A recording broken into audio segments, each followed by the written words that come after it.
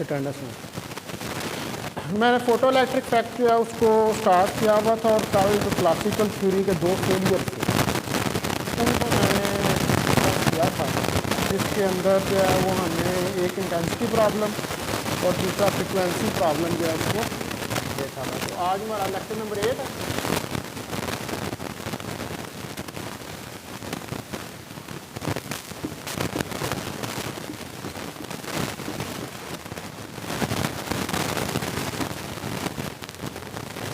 अभी photo electric effect ही हमारा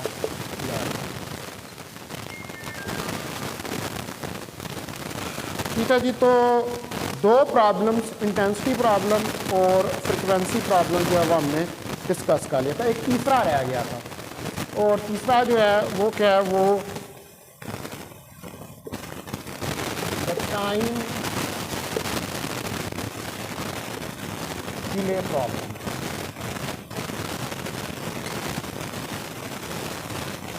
ठीक है, ये क्लासिकल थ्योरी के फेलियर्स हैं जिनको हम डिस्कस कर रहे हैं। तो वेव थ्योरी ये कहती है कि एक सफिशेंट टाइम लैग होता है। सफिशेंट टाइम लैग का मतलब ये होता है कि जब रेडिएशन आती है, मसलन ये रेडिएशन सपोज करें कि ये मेटल सरफेस है, ठीक है, रेडिएशन आई, मेटल सरफेस से टकराई, और उसी वक्त नहीं, क्लासिकल थ्योरी कहती है कि आई, टकराई, तो टकराने के फ़ौरन बाद ही उसके अंदर से फोटो इलेक्ट्रॉन्स निकलने शुरू नहीं होते।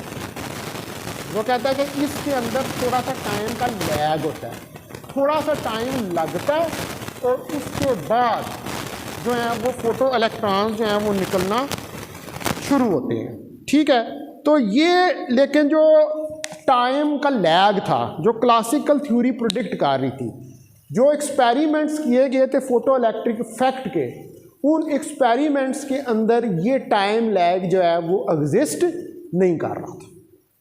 ठीक है, क्योंकि हमने तो जो जिस तरह ब्लैक बॉडी रेडिएशन के एक्सपेरिमेंट्स थे वो थ्योरेटिकल से मैच नहीं कर रहे थे, तो फिर उनको भी मॉडिफिकेशन करने के लिए प्लांक का लॉ जो है वो लाना पड़ा था। अब यहाँ पर भी 3 मसले आ गए हैं। ठीक है, एक टाइम डिले का प्रॉब्लम आ गया, फ्रिक्वेंसी का प्रॉब्लम आ गया, इंटेंसिटी का प्रॉब्लम आ गया। ये 3 प्रॉब्लम आ गई हैं, यानी कि ये तीनों चीज़ें जो क्लासिकल थ्योरी प्रोडिक्ट करती है वो एक्सपेरिमेंट्स के साथ मैच नहीं करती। ना तो कोई टाइम का लैग होता है, ना फ्रिक्वेंसी जो है वो इंटेंसिटी के ऊपर डिपेंड करती है, और इंटेंसिटी जो है उसका डायरेक्ट तल्लक जो है वो नंबर ऑफ इलेक्ट्रॉन्स के साथ है। अब ये 3 मसाइल जो थे ये किसके अंदर थे? क्लासिकल थ्योरी में। यानी कि ये 3 मसाइल क्लासिकल थ्योरी के फोटो इलेक्ट्रिक इफेक्ट को क्या कर रहे थे? एक्सप्लेन नहीं कर पा रहे थे। अब इन मसाइल को हल करने के लिए, जैसे ब्लैक बॉडी रेडिएशंस के मसाइल को हल करने के लिए जो है वो प्लांक का लॉ आया था, इसी तरह फोटो इलेक्ट्रिक इफेक्ट को एक्सप्लेन करने के लिए आइंस्टाइन ने अपनी जो है वो फोटॉन थ्योरी जो है उसको इंट्रोड्यूस करवाया था।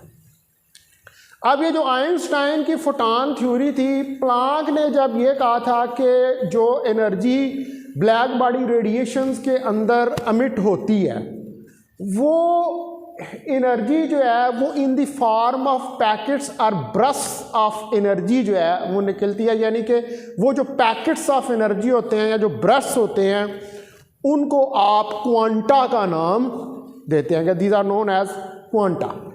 तो यहाँ पर अब आइंस्टाइन ने जो है इसी क्वांटा को, ये जो क्वांटा था, प्लांक जो था वो उस क्वांटा के बारे में उसको ये पता नहीं था कि ये क्वांटा जो है ये पार्टिकल है या वेव है, वो इसमें कंफ्यूज था, वो ये नहीं बता सका था।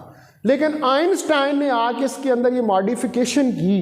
आइंस्टाइन ने कहा कि ये जो रेडिएशंस निकल रही हैं, एक्चुअली ये जो रेडिएशंस के पैकेट्स आ रहे हैं या ब्रश आ रहे हैं, ये एक्चुअली क्या है? ये पार्टिकल्स हैं, ये पार्टिकल नेचर है किसकी? रेडिएशन की। और इन पार्टिकल्स का नाम क्या है? फोटॉन्स। तो उसने ये जो फोटॉन की, आइंस्टाइन की फोटॉन थ्योरी है, फिर इसने आगे जाके फोटो इलेक्ट्रिक इफेक्ट के ये जो 3 मसाइल थे जो आपने क्लासिकल थ्योरी के अंदर पढ़े हैं उनको हल किया था। ठीक है, तो अब हमने जो है पढ़नी है आइंस्टाइन की photon theory.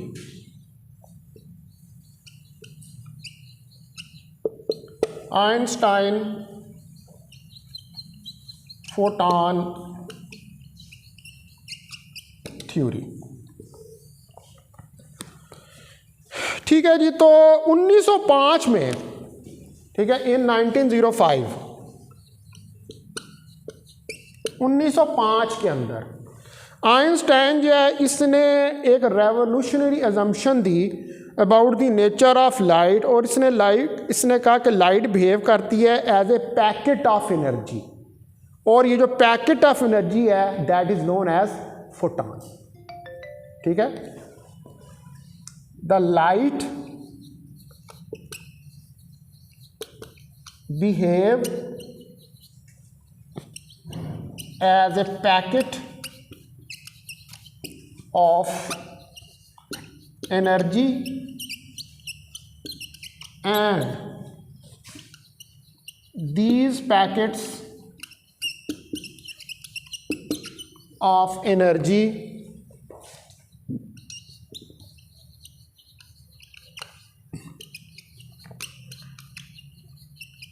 are known as photons। ठीक है, तो ये फोटॉन्स हैं, और हर फोटॉन की जो एनर्जी है, energy of each photon is equal to HF के बराबर है। और यहां पर आपको पता है कि H क्या है, प्लैंक कांस्टेंट,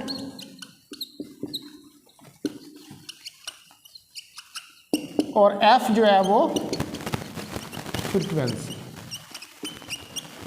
तो उसने कहा कि ये हर फोटॉन जो निकल रहा है इसकी जो एनर्जी है वो ये है, और ये एनर्जी डायरेक्टली प्रोपोर्शनल है फ्रीक्वेंसी की।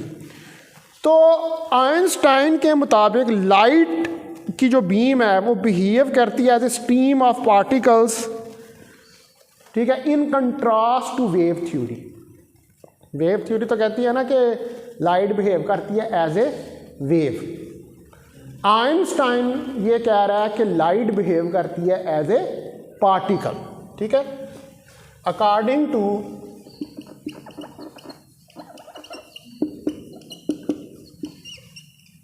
Einstein, light behave as a stream of particles, कि लाइट जो है वो बिहेव करती है as a stream of particles के तौर पर। यानी कि लाइट की नेचर जो है आइंस्टाइन के मुताबिक वो क्या है, वो पार्टिकल नेचर है। ठीक है, वेव थ्योरी के अंदर क्या है कि लाइट वेव होती है, यानी कि अब यहाँ पर क्या आ गया है, रेडिएशन की ड्यूअल नेचर आ गई है कि रेडिएशन जो होती है वो एज ए पार्टिकल भी बिहेव करती है और रेडिएशन एज ए वेव के तौर पर भी बिहेव करती है। तो जब आप माइक्रो लेवल पे चले जाते हैं, ठीक है, जब आप माइक्रो लेवल पे चले जाते हैं,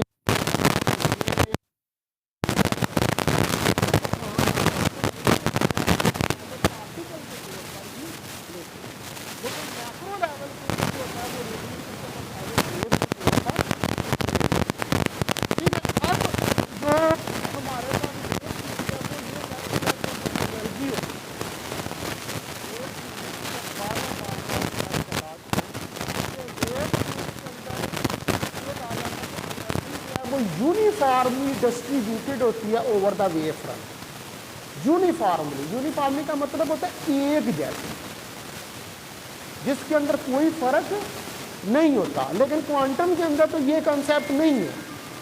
क्वांटम कहती है कि एनर्जी जो होती है वो यूनिफॉर्मली डिस्ट्रीब्यूटेड नहीं होती। क्वांटम कहता है कि एनर्जी जो होती है वो डिस्क्रीट होती है। हर पैकेट जो एनर्जी का निकल रहा है उसकी एनर्जी और फ्रिक्वेंसी अलग होती है। वेव थ्योरी ये कहती है कि एक ही एनर्जी होती है और एक ही फ्रिक्वेंसी होती है। तो ये एक बहुत बड़ा कंट्राडिक्शन है दोनों थ्योरीज के अंदर, ठीक है। That is a very big contradiction between both theories. तो जो आइंस्टाइन है फिर उसने ये जो क्वांटम थ्योरी ऑफ रेडिएशन का कंसेप्ट था जिसमें प्लांक ने कहा था कि ये पैकेट्स होते हैं एनर्जी के जिनको क्वांटा है, उसने फिर इन क्वांटा को फोटॉन्स का नाम दिया, ठीक है। The quanta of energy are known as photons which behave as particles, जो कि पार्टिकल्स के तौर पर बिहेव जो है वो करते हैं, ठीक है। तो अब जो आइंस्टाइन है इसने जो है वो मॉडिफाई किया जो क्वांटम थ्योरी ऑफ रेडिएशन थी मैक्स प्लैंक की, क्योंकि मैक्स प्लैंक जो है उसने क्वांटा को फोटॉन का नाम नहीं दिया था और ना ही मैक्स प्लैंक ने ये कहा था कि ये क्वांटा जो है ये क्या है, ये पार्टिकल है। उसने यहाँ तक बात नहीं की थी, उसने सिर्फ इतना उसकी ये कंट्रीब्यूशन थी कि उसने ये बताया था कि एनर्जी जो होती है वो डिस्क्रीट होती है। इसीलिए ब्लैक बॉडी रेडिएशन का जो कर्व आ रहा था वो ना रेले जीन ना वीन इन किसी के लॉ से वो मैच नहीं कर रहा था, क्योंकि वो क्लासिकल वेव थ्योरी को उसको एक्सप्लेन करने के लिए इस्तेमाल कर रहे थे। तो अब आइंस्टाइन ने इसके अंदर मॉडिफिकेशन की। इसने क्या मॉडिफिकेशन की, इसने कहा कि ये क्वांटा ऑफ एनर्जी जो है ये फोटॉन है और हर फोटॉन जो है उसकी एनर्जी कितनी है, E is equal to HF, ठीक है। अब जो फोटो इलेक्ट्रिक इफेक्ट है इसको एक्सप्लेन करने के लिए एक आइंस्टाइन ने इक्वेशन इंट्रोड्यूस करवाई। वो इक्वेशन जो थी वो क्या थी कि E is equal to T max plus phi, ठीक है। ये इक्वेशन उसने इंट्रोड्यूस करवाई। यहाँ पर E एनर्जी ऑफ फोटॉन है, T maximum kinetic energy of photo electrons है और फाई जो है वो वर्क फंक्शन है, ठीक है। अब मैं आपको बताता हूं कि इसका वर्क फंक्शन का पता है। You know these two things, energy of photon का भी पता है और ये भी पता है कि मैक्सिमम काइनेटिक एनर्जी होती है फोटो इलेक्ट्रॉन्स की। अब ये इक्वेशन जो है अगर मैं इसको कह दूं कि ये कोई इक्वेशन ए है, अब इस इक्वेशन ए के अंदर E जो है ये एनर्जी ऑफ फोटॉन है। E क्या है, एनर्जी ऑफ फोटॉन है। टी मैक्सिमम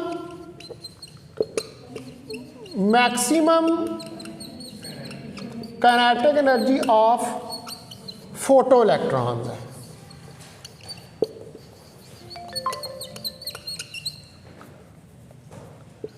ठीक है जी। और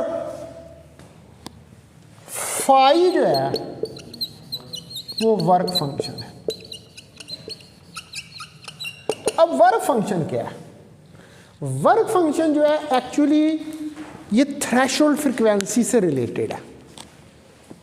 वर्क फंक्शन जो है ये किससे रिलेटेड है, थ्रेशोल्ड फ्रीक्वेंसी से। मैंने आपको कल वाले लेक्चर में ये बात बताई थी कि अगर थ्रेशोल्ड फ्रीक्वेंसी से नीचे, थ्रेशोल्ड फ्रीक्वेंसी जो है उससे नीचे फ्रीक्वेंसी हो तो फोटो इलेक्ट्रिक इफेक्ट स्टार्ट नहीं होता। फोटो इलेक्ट्रिक इफेक्ट कब स्टार्ट होता है, जब फ्रीक्वेंसी थ्रेशोल्ड फ्रीक्वेंसी के बराबर हो या थ्रेशोल्ड फ्रीक्वेंसी से ज़्यादा, तब फोटो इलेक्ट्रिक इफेक्ट स्टार्ट। तो वर्क फंक्शन क्या है, work function it is the minimum energy.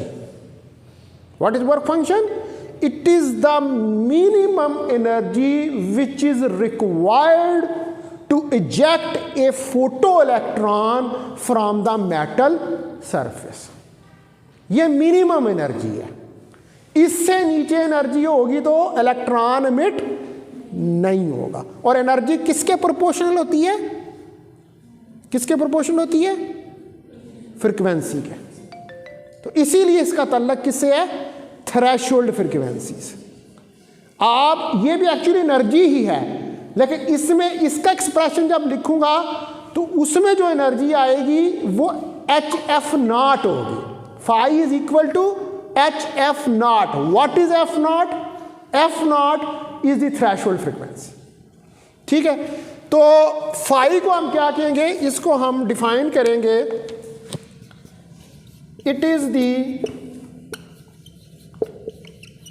Minimum amount of energy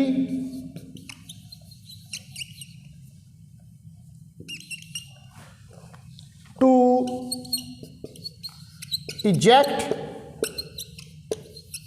an electron from the metal surface। ये वो मिनिमम एनर्जी है जो कि इलेक्ट्रॉन को चाहिए मेटल सरफेस में से निकलने के लिए।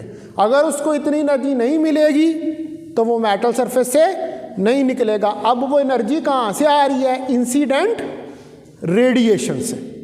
इंसिडेंट रेडिएशन उसको वो एनर्जी प्रोवाइड कर रही है। अगर उसकी एनर्जी इस फाई जितनी नहीं होगी या उसकी फ्रिक्वेंसी थ्रेशोल्ड फ्रिक्वेंसी जितनी नहीं होगी तो फिर वो नहीं निकलेगा उसमें से फोटो इलेक्ट्रॉन। तो इसका मतलब है कि अब ये इक्वेशन जो है, इसको अगर मैं लिखूं E की जगह पे लिखूं HF, ठीक है, और यहां पर लिखूं T मैक्सिमम प्लस फाई, और इसको कह दूं कि ये कोई इक्वेशन B है मेरे पास। ठीक है, तो अब इस रिलेशन के मुताबिक HF जो है वो एनर्जी ऑफ फोटॉन है, और आप ये देख सकते हैं कि एक सिंगल फोटॉन जो है वो HF एनर्जी को कंटेन करता है, वो लेता है, और वो HF एनर्जी लेकर वो मेटल सरफेस पे टकराता है, और मेटल सरफेस के अंदर जो इलेक्ट्रॉन होता है उसको एनर्जी प्रोवाइड करता है, और जब वो उसको एनर्जी प्रोवाइड करता है तो वो इलेक्ट्रॉन उस फोटॉन की एनर्जी लेकर मेटल से बाहर निकल जाता है। कुछ को वो अब्जॉर्ब करता है अपने अंदर, और बाकी जब वो बाहर निकलता है तो बाकी उसकी एनर्जी किस में कन्वर्ट हो जाती है? काइनेटिक एनर्जी में। अब ये इक्वेशन क्या बता रही है? ये यही बता रही है ना कि फोटॉन की एनर्जी ली वो कितनी हुई? मिनिमम एनर्जी के बराबर, और मैक्सिमम काइनेटिक एनर्जी लेके फोटॉन जो है उसके इलेक्ट्रॉन जो है वो उसके अंदर से निकल गया। तो अब यहाँ पर कंसेप्ट कौन सा यूज़ हो रहा है? यहाँ पर वेव का कंसेप्ट तो नहीं यूज़ हो रहा, यहाँ पर एक सिंगल फोटॉन की बात हो रही है। यहाँ पर एक सिंगल फोटॉन की बात हो रही है कि एक सिंगल फोटॉन जो है वो आके इलेक्ट्रॉन से टकराया, उसने इलेक्ट्रॉन को अपनी एनर्जी दी, और इलेक्ट्रॉन वो एनर्जी लेकर मेटल सरफेस से बाहर निकल गया। तो यहाँ पर कहीं पर वेव थ्योरी की बात तो नहीं हो रही, यहाँ पर डायरेक्ट ये असम्पशन ली जा रही है कि फोटॉन जो रेडिएशन के अंदर से आ रहा है वो एक पार्टिकल है, और उसने पार्टिकल कोलिजन किन के दरमियान होता है? वेव्स के दरमियान में कोलिजन तो नहीं होता, वेव्स तो रिफ्लेक्ट करती हैं टकरा कर। कोलिजन किसके दरमियान में होता है? पार्टिकल्स के दरमियान में होता है। तो ये कोलिजन हुआ है, और उस कोलिजन में उसने एनर्जी जो है वो उसको इम्पर्ट की है। ठीक है, तो अब यहाँ पर जो आपके पास T मैक्सिमम है ये वाली, ये भी आपको पता है कि इसका एक्सप्रेशन जो है वो EV0 के बराबर होता है। पता है आपको इसका? मैंने कल बताया था, और ये भी बताया था कि ये एक्सप्रेशन आता किधर से है। ठीक है, आपको पोटेंशियल डिफरेंस का भी नहीं था पता कि पोटेंशियल डिफरेंस क्या होता है। बहरहाल तो ये इसके अंदर है। अब ये इक्वेशन जो है इसको अगर मैं लिखूं तो एच एफ टी मैक्सिमम की जगह पर ई वी नॉट प्लस 5, ठीक है। अब यहां पर जो ये फाई है, ये मैंने आपको कहा कि ये भी एनर्जी है और ये किसके बराबर है, एच एफ नॉट के। ये भी एनर्जी है, मिनिमम एनर्जी है, और इसमें एफ नॉट आ रही है। एफ नॉट क्या है, थ्रेशोल्ड फ्रीक्वेंसी। इतनी होगी एनर्जी या फ्रीक्वेंसी तो तब इलेक्ट्रॉन निकलेगा। तो इसको भी इसमें पुट कर दूं तो H F E V not plus H F not, ये मेरे पास इक्वेशन जो है वो आ जाएगी। ठीक है, अच्छा अब ये जो एच एफ नॉट मैंने यहां पर निकाला है, इसको ज़रा हम देखते हैं कि अगर हम ये सपोज करें कि यहाँ पर जो आपके पास टी मैक्सिमम है, टी मैक्सिमम अगर 0 के बराबर है, यानी कि मैक्सिमम एनर्जी इलेक्ट्रॉन्स की अगर 0 के बराबर है, इस इक्वेशन के अंदर मैं पुट कर दूं तो मेरे पास 0 प्लस 5 आ जाएगा। ठीक है, और ये 5 जो है ये E H F is equal to 5, तो ये मेरे पास हो जाएगा 5 is equal to H F naught, जो कि मैंने यहां पर ये वैल्यू सब्स्टिट्यूट की। अब आइंस्टाइन की थ्योरी जो है वो ये कहती है कि आप चाहे इंटेंसिटी को डबल कर दें, चाहे आप इंटेंसिटी को ट्रिपल कर दें, जितना मर्जी बढ़ा दें, उससे जो काइनेटिक एनर्जी है इलेक्ट्रॉन्स की, उनके ऊपर कोई असर नहीं पड़ेगा। ठीक है, इंटेंसिटी से सिर्फ नंबर ऑफ इलेक्ट्रॉन्स जो इजेक्ट हो रहे हैं उनके नंबर पे फर्क पड़ेगा।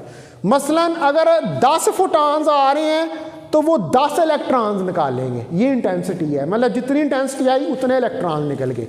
लेकिन जो इलेक्ट्रॉन्स की काइनेटिक एनर्जी है और फ्रीक्वेंसी है उसके ऊपर कोई फर्क नहीं पड़ेगा। ठीक है, वो चेंज जो है वो नहीं होंगे। ठीक है, काइनेटिक एनर्जी और फ्रीक्वेंसी एक दूसरे के प्रोपोर्शनल है। काइनेटिक एनर्जी और फ्रीक्वेंसी जो है वो एक दूसरे के प्रोपोर्शनल है। आप यहाँ पर देख सकते हैं, मैंने अभी ये जब किया है कि टी मैक्सिमम को मैंने 0 कर दिया है तो ये ई फाई के बराबर आ गया। ठीक है ना, ये ई फाई के, तो इसका मतलब है कि फ्रीक्वेंसी और काइनेटिक एनर्जी का आपस में ताल्लुक है। फ्रीक्वेंसी जो है वो काइनेटिक एनर्जी के डायरेक्टली प्रोपोर्शनल है। जितनी फ्रीक्वेंसी बढ़ेगी उतनी काइनेटिक एनर्जी फोटो इलेक्ट्रॉन्स की बढ़ेगी। ठीक है, बात समझ आ रही है? इंटेंसिटी से कोई ताल्लुक नहीं है उसका। इंटेंसिटी तो 10 फोटॉन स्ट्राइक किए हैं तो 10 इलेक्ट्रॉन निकल जाएंगे, 20 इलेक्ट्रॉन स्ट्राइक किए हैं तो 20 फोटॉन स्ट्राइक किए हैं तो 20 इलेक्ट्रॉन निकल जाएंगे, लेकिन उससे इलेक्ट्रॉन्स की काइनेटिक एनर्जी पे कोई फर्क नहीं पड़ेगा। हाँ, इलेक्ट्रॉन्स की काइनेटिक एनर्जी पे किससे फर्क पड़ेगा, जो आप रेडिएशन इंसिडेंट कर रहे हैं उसके अंदर जो फोटॉन्स की फ्रीक्वेंसी है, अगर फोटॉन्स की फ्रीक्वेंसी इंक्रीज होगी, ज़्यादा फ्रीक्वेंसी होगी, तो फिर काइनेटिक एनर्जी जो है वो भी बढ़ेगी। ठीक है जी, ये बात समझ आ गई यहाँ पर। इसलिए यहाँ से ये अजम्पशन ली गई थी कि भाई जो इंटेंसिटी है, क्लासिकल थ्योरी कहती थी कि इंटेंसिटी का तल्लक काइनेटिक एनर्जी के साथ। तो फोटॉन ने अपने आइंस्टाइन ने आकर इस चीज़ को मुकम्मल तौर पर गलत कर दिया। उसने कहा कि नहीं, कि इंटेंसिटी का तो कोई तल्लक नहीं, इंटेंसिटी का तल्लक तो सिर्फ नंबर के साथ। फ्रीक्वेंसी का तल्लक जो है वो किससे है, वो kinetic energy of photo electrons के साथ है। अच्छा, अब आप देखें कि ये मैंने जो इक्वेशन यहाँ पर लिखी है ये वाली, ठीक है, इस इक्वेशन को अगर ज़रा मैं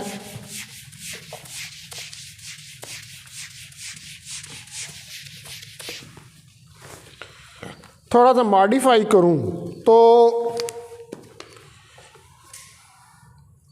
यहाँ से मैं वैल्यू निकाल लूँ ई वी नॉट की, तो E V not H F minus H F not, ठीक है, और यहाँ से वी नॉट की वैल्यू निकाल लूँ तो H over E F minus इसको अगर मैं फाई कह दूँ तो ये फाई ओवर ई के बराबर आ जाएगा। तो इसको हम कहते हैं Einstein photo electric equation.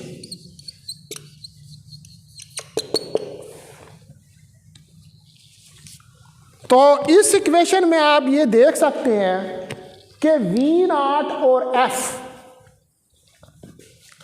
We naught directly proportional है किसके, एफ के, यानी कि जो स्टॉपिंग पोटेंशियल है वो भी किस पे डिपेंड करता है, वो भी फ्रीक्वेंसी के ऊपर डिपेंड करता है, ठीक है जी। तो ये था पूरा आपका फोटो इलेक्ट्रिक इफेक्ट। अब ये जो फोटो इलेक्ट्रिक इफेक्ट है इसके अंदर 2-3 तरह के सवाल जो हैं वो बन सकते हैं, ठीक है। एक तो वो ये भी आपको कह सकता है कि क्या है फोटो इलेक्ट्रिक इफेक्ट, आइंस्टाइन की इक्वेशन कैलकुलेट करके दिखाएं, यहाँ बताएं कि आइंस्टाइन की फोटॉन थ्योरी क्या है, वो मैंने आज पढ़ाई।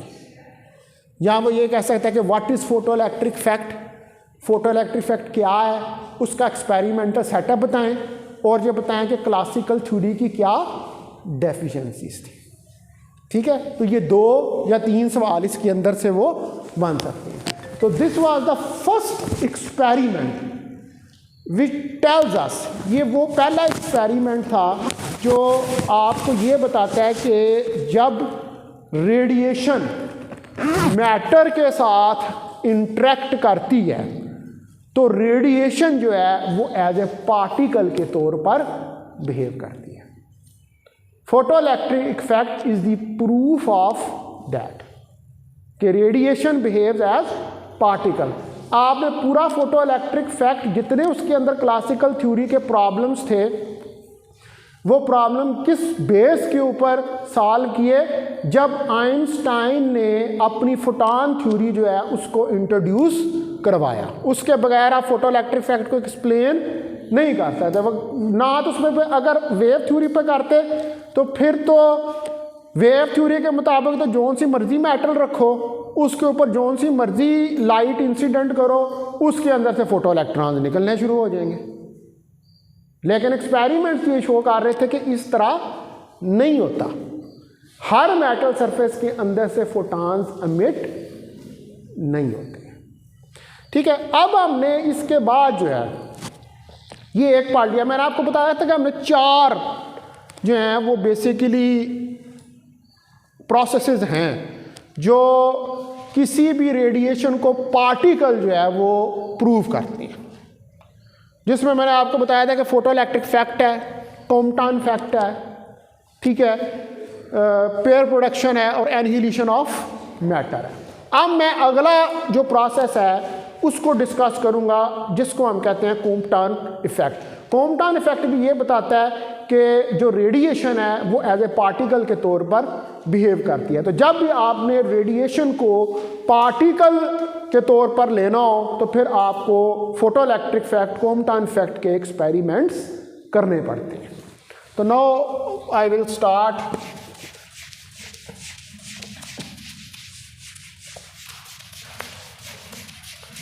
द नेक्स्ट वन, वो है Compton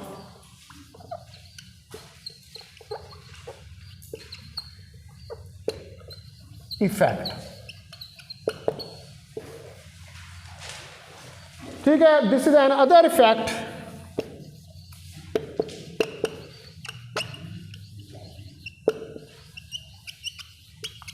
which describes the particle nature of the radiation. एक और इफेक्ट है जो पार्टिकल नेचर जो है रेडिएशन की उसको डिस्क्राइब करता है, और बेसिकली ये भी क्या होती है, ये भी एग्जांपल है interaction of radiation with matter की। कॉम्पटन फैक्ट भी एक एग्जांपल है किसकी, इंट्रैक्शन ऑफ रेडिएशन की with matter. Compton effect is also an example of interaction of radiation with matter। तो ये भी एक एग्जाम्पल है इंट्रैक्शन ऑफ रेडिएशन की विद मैटर, और इसके अंदर भी रेडिएशन जो है वो एज ए पार्टिकल के तौर पर बिहेव करती है। ठीक है, अब होता क्या है ये, नो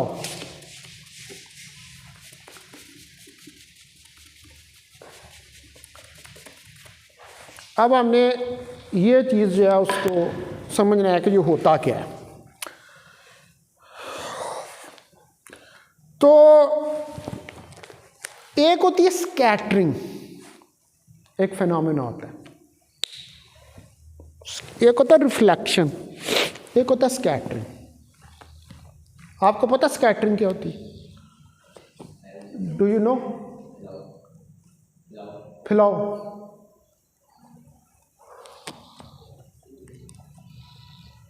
लेकिन फैलाव तो आपने ये फिजिकल लैंग्वेज में तो नहीं कहा इसको कि फैलाव है। स्कैटरिंग जो होती है एक्चुअली वो ये होता है कि किसी पार्टिकल के साथ टकराना और किसी एंगल पे मुड़ जाना, या वेव्स का आना, उनका पार्टिकल से टकराना और किसी एंगल पे मुड़ जाना। अब आपको स्काई जो है वो ब्लू नज़र आता है, तो वो स्काई आपको ब्लू क्यों नज़र आता है? Due to the scattering of light. Sky जो आपका एनवायरनमेंट है, उस एनवायरनमेंट के अंदर पार्टिकल्स हैं, उन पार्टिकल्स के साथ लाइट टकराती है और टकराने के बाद स्कैटर होती है। तो जब वो स्कैटर होती है तो जो ब्लू वेवलेंथ होती है वो डोमिनेट कर जाती है। ठीक है, ब्लू वेवलेंथ डोमिनेट कर जाती है तो आपको स्काई ब्लू नज़र आता है। लेकिन जब सन सेट हो रहा होता है तो आपको स्काई जो है वो रेड नज़र आता है, क्योंकि उस वक्त रेड वेवलेंथ जो है वो स्कैटरिंग की वजह से क्या हो जाती है, डोमिनेट कर। अब स्कैटरिंग होती क्या है? आप ये देखें कि ये अगर कोई सरफेस है, ठीक है, आप सपोज करें कि यहाँ पर एक सरफेस है, इसके अंदर एक पार्टिकल है।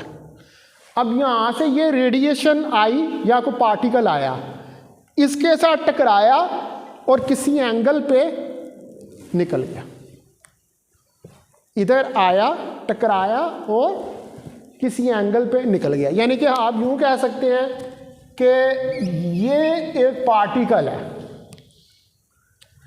यहाँ पर ये एक फोटॉन आया, इसके साथ टकराया और टकराने के बाद ये किसी एंगल पे निकल गया। ठीक है, ये किसी थीटा एंगल के ऊपर निकल गया।